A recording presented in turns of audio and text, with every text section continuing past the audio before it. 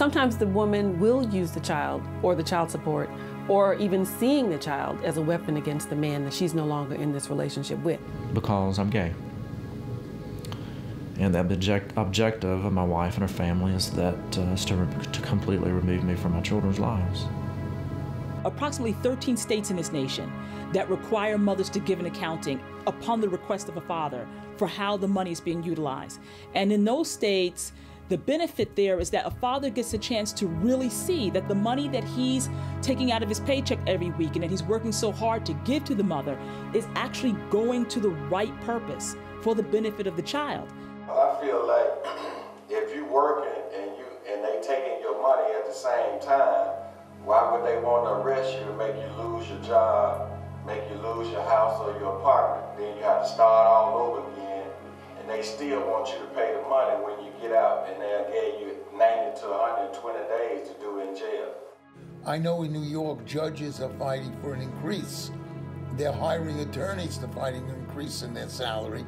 Many of these same judges are throwing fathers in jail that make 3% of what they make. So if they can't make it, and that's their PR, how can the people that they're sitting over be able to survive? We're in a recession. I'm on the way to see the King Tut exhibit. The phone rings, and found out that he had shot and killed himself Saturday night.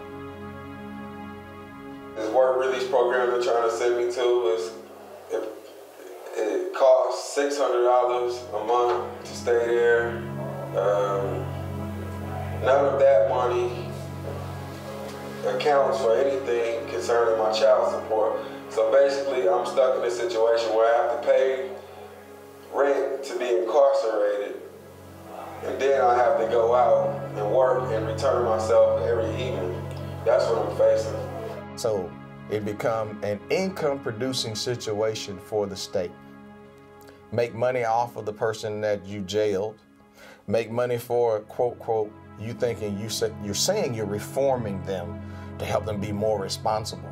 How are you making them more responsible? By putting a bigger burden around their neck to pay $600 more to the state and then pay your child support. And oh, by the way, we don't care if you have any money left to eat with.